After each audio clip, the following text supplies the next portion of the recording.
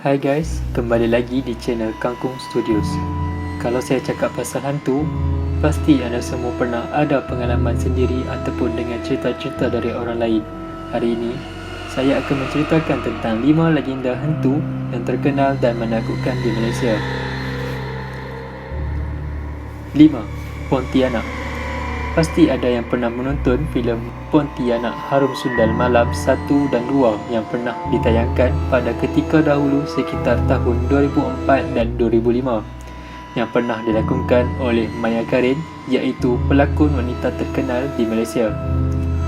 Pontianak ini terkenal dalam kalangan rakyat Malaysia. Makhluk ini diceritakan tentang semangat ataupun roh seorang wanita yang meninggal dunia ketika melahirkan anak dan dia kembali untuk menghantui segala kehidupan.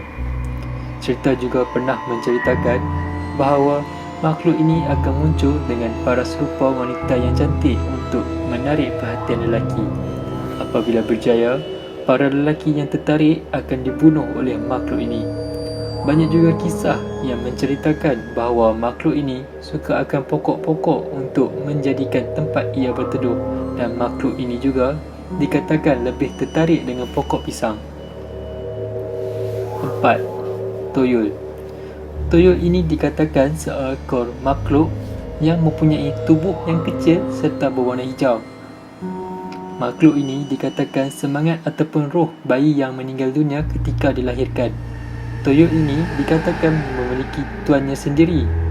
Tuan kepada makhluk ini perlu menjaganya seperti bayi yang sebenar dengan memberinya minum susu pada waktu pagi serta memberinya permainan. Tugas tuyul ini adalah untuk mencuri harta benda hak milik orang lain atas arahan tuannya. Tetapi berdasarkan cerita orang dulu-dulu, untuk menghindarkan tuyul ini daripada mencuri harta benda kita perlu letak guli ataupun kacang hijau. 3. Hungry Ghost ataupun lebih dikenali sebagai hantu lapar. Terdapat ura-ura mengatakan bahawa setiap bulan Ogos setiap tahun, pintu neraka akan dibuka dan roh-roh ini akan berkeliaran di dunia. Hungry Ghost ini digelar hantu lapar oleh kerana roh-roh ini berasa lapar kerana mereka hanya bergantung kepada keturunan mereka untuk menyediakan wang ataupun makanan kepada mereka. Kalau kita perasan, setiap bulan Ogos pasti akan ada pemakanan yang diletakkan di sisi-sisi jalan. Aktiviti ini adalah konsep dalam Buddhism Cina dan juga agama tradisional Cina. Aktiviti ini juga dilakukan adalah untuk menghalang daripada diganggu oleh Hungry Ghost ini. 2. Mohini. Mohini ini dikatakan merupakan hantu wanita yang membunuh diri sebelum dia bertemu dengan cinta sejati. Mohini ini dipercayai oleh masyarakat India sebagai hantu wanita yang memburu lelaki bujang. Mereka akan berhias diri menjadi cantik dan menarik perhatian para lelaki yang tidak berfikir panjang ataupun lurus. Makhluk ini dipercayai seorang wanita yang tidak dapat memuaskan nafsunya ketika dia masih hidup, maka dia akan berubah menjadi mohini setelah meninggal dunia. Makhluk ini diceritakan akan bersama dengan lelaki bujang yang tertarik dengannya selama 2 hari ataupun lebih, dan dia juga akan membuat para lelaki ini berasa sangat letih. Ada juga mengatakan bahawa mohini ini akan tinggal bersama lelaki bujang itu sehingga mangsa mati. 1. Pocong.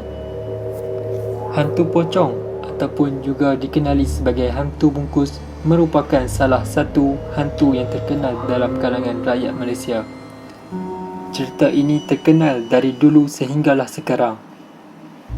Hantu pocong ini dikatakan semangat ataupun roh yang akan muncul dengan keadaannya memakai kain kafan yang tidak dibuka.